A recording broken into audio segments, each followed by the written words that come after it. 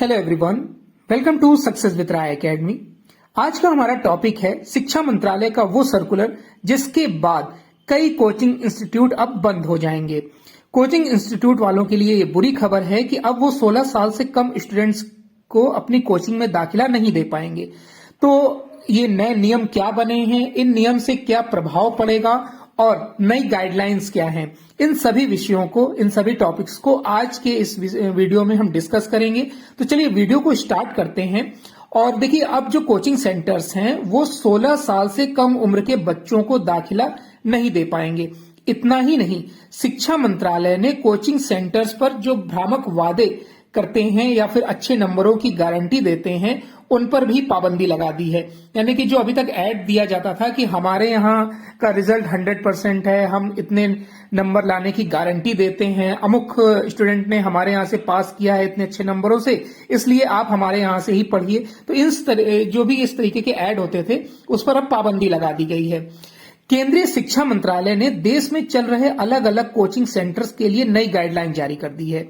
नई गाइडलाइंस में बताया गया है कि कोचिंग सेंटर्स 16 वर्ष से कम उम्र के स्टूडेंट्स को एडमिशन नहीं दे पाएंगे। अब स्टूडेंट्स अपने सेकेंडरी स्कूल एग्जाम यानी कि 12th पास करने के बाद ही कोचिंग में एनरोल कर सकेंगे। मंत्रालय ने कोचिंग सेंटर्स पर जो भ्रामक वादे किए जाते थे उस पर भी पूरी तरीके से पाबंदी लगा दी है। यानी कि अब जो बच्चे हैं या स्टूडेंट हैं वो इंटर के बाद ही कोचिंग ज्वाइन कर पाएंगे, क्योंकि इंटर तक उनकी उम्र 16 रहती है और 16 से कम अब एडमिशन लिए नहीं जाएंगे एज में। तो ये एक नियम बन गया है। शिक्षा मंत्रालय की ये गाइडलाइन 12वीं के बाद जेईई, नेट और क्लैट जैसे एग्जाम यानी जो एंट्रेंस एग्जाम होते हैं और अलग अलग प्रतियोगी परीक्षाओं की तैयारी करने वाले कोचिंग इंस्टीट्यूट या कराने वाले जो कोचिंग इंस्टीट्यूट हैं उनके लिए जारी की गई है।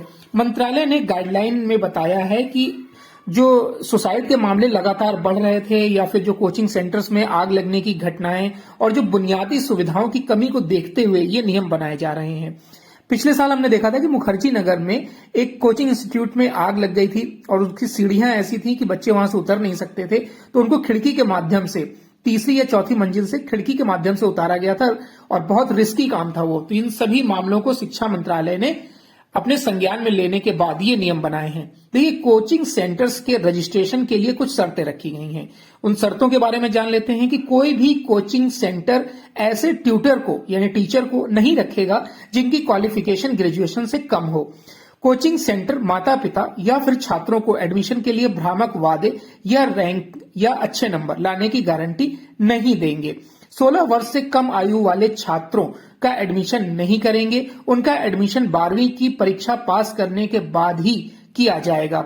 हर कोर्स की ट्यूशन फीस फिक्स होगी, बीच में अगर फीस नहीं बढ़ाई जाएगी और साथ ही इसकी रसीद देनी होगी।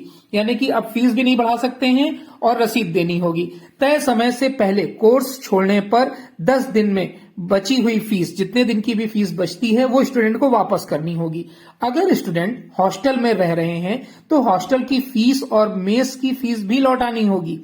कोचिंग की वेबसाइट पर फैकल्टी की एलिजिबिलिटी और कोर्स पूरा कराने की अवधि भी बतानी होगी।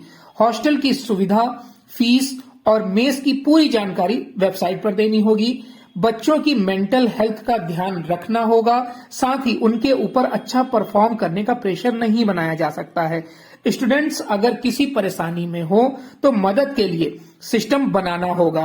कोचिंग सेंटर्स में साइकोलॉजिकल काउंसलिंग के लिए भी प्रॉपर चैनल होगा और या फिर समय समय पर टीचरों द्वारा ये उपलब्ध कराया जाएगा। साइकोलॉजिस्ट काउंसलर के नाम और जो वर्किंग टाइम है उसकी भी जानकारी पेरेंट्स को देनी होगी। ट्यूटर भी स्टूडेंट्स को गाइडेंस देने के लिए मेंटल हेल्थ के टॉपिक्स पर ट्रेनिंग दे सकते हैं। अब इन सब के अलावा शिक्षा मंत्रालय की गाइडलाइंस का पालन न करने पर कोचिंग सेंटर्स पर 1 लाख रुपए तक का जुर्माना भी लगाने का प्रावधान है। अगर कोचिंग वाले स्टूडेंट्स से ज्यादा फीस वसूलते हैं तो कोचिंग का रजिस्ट्रेशन भी रद्द किया जाएगा। जिन कोचिंग सेंटर्स की अलग अलग ब्रांच है उनको हर ब्रांच के लिए अलग से रजिस्टर कराना होगा। माने आप ये मान के चलिए कि हर सेंटर का एक अलग रजिस्ट्रेशन कराना होगा। मंत्रालय की गाइडलाइन में यह भी कहा गया है कि कोचिंग सेंटर्स टेस्ट से पहले स्टूडेंट्स को उस टेस्ट के जो डिफिकल्ट लेवल है उनके बारे में भी बताएंगे, यानी कि जो एग्जाम लिया जाएगा उसमें क्या क्या कठिनाइयां आ सकती हैं, क्या क्या टफनेस है, इन सब के बारे में बताना होगा। उन्हें अन्य करियर ऑप्शंस के बारे में भी बताया जाना चाहिए। मेंटल हेल्थ को लेकर समय समय पर वर्कशॉप का आयोजन किया जाना चाहिए। साथ ही जितने भी दिव्यांग स्टूडेंट्स होंगे, हैंडीकैप स्टूडेंट्स होंगे, उनको सपोर्ट करने के लिए कोचिंग में सुविधाएं उपलब्ध करानी होगी।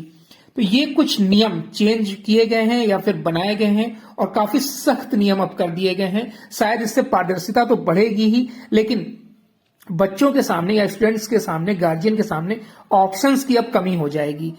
तो अब इसमें वही सरवाइव कर पाएगा या फिर वही कोचिंग इंस्टीट्यूट सरवाइव कर पाएंगे जो इस सारे क्राइटेरिया को फुलफिल करेंगे।